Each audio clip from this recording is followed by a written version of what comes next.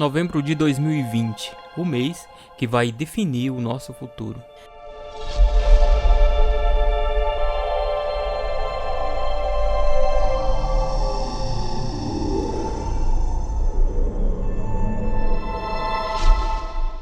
Eleição presidencial dos Estados Unidos no dia 3, Conferência da ONU sobre o clima no dia 6.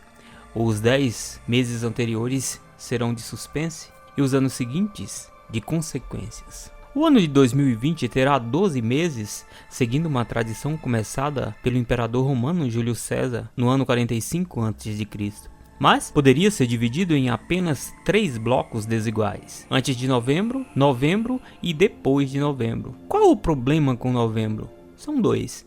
No dia 3, ocorre a eleição presidencial dos Estados Unidos. Para os dias 9 a 19, está marcada a 26ª Conferência das Nações Unidas sobre as Mudanças Climáticas, que ocorre em Glasgow, na Escócia. Os 10 meses anteriores serão de suspense e os anos seguintes de consequências.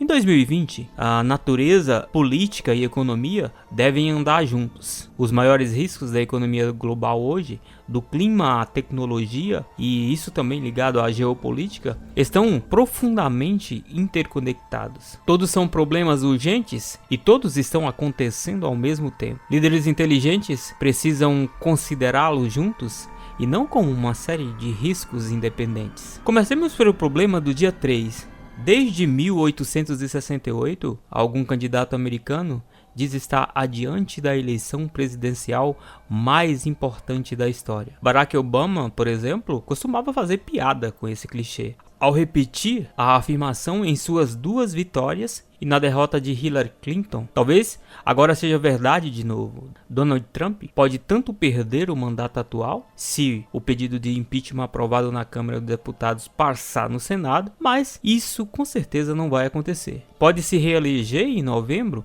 é provável, pois a taxa de desemprego está no menor patamar desde 1970, ou perder a eleição. Se perder, perderá para quem e com que consequências? 2 dos mais populares pré-candidatos do Partido Democrata defendem o fatiamento de gigantes como Facebook, Google, Apple, Amazon. Para fazer nosso governo e economia funcionar, precisamos impedir grandes empresas de tecnologia de usar seu poder econômico para tirar da frente ou comprar cada potencial competidor. É preciso punir condutas anticompetitivas e vetar aquisições.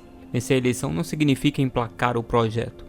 O Congresso americano tem mais poder de decisão do que, por exemplo, o brasileiro. Mesmo assim, a mera discussão deverá abalar o mundo da tecnologia. A eleição americana lança definição até sobre o Brexit, uma novela que se arrasta desde o plebiscito de 2016 e finalmente se encaminha para o fim.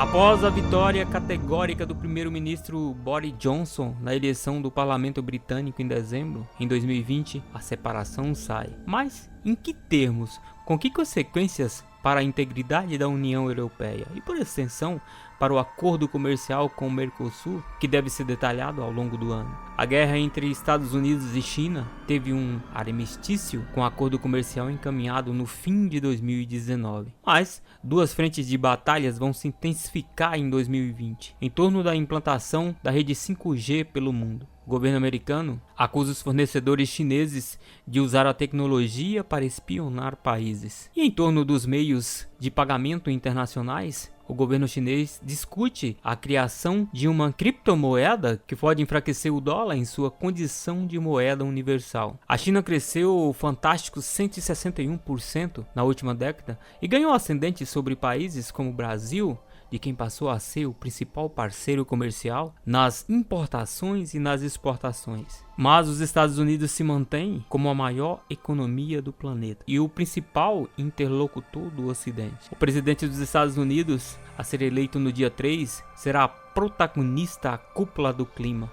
marcada para a semana seguinte, seja pela presença ou pela ausência. Em 2017, por exemplo, Trump anunciou a saída dos Estados Unidos do Acordo de Paris. A COP26 terá de resolver as muitas questões deixadas em aberto pela Conferência de 2009 em Madrid. A principal é a regulamentação do mercado internacional do carbono, que é um acordo de 2015. A definição deve criar vantagens competitivas para países, estimular práticas sustentáveis em empresas tradicionais e fortalecer o Green Tech, como startups que tenham que capturar carbono do ar poluído e transformar ele em produtos. Se o mercado de carbono não foi regulamentado em 2019, por que ele seria regulamentado em 2020? Além do óbvio, a COP25 não chegou a um acordo, mas avançou. Existe o peso simbólico do ano 2020. A década de 2010 só vai acabar em 2021. Alguém racionalmente haverá de lembrar durante a queima de fogos do Réveillon. Mas 2020 é um número redondo? É mera abstração?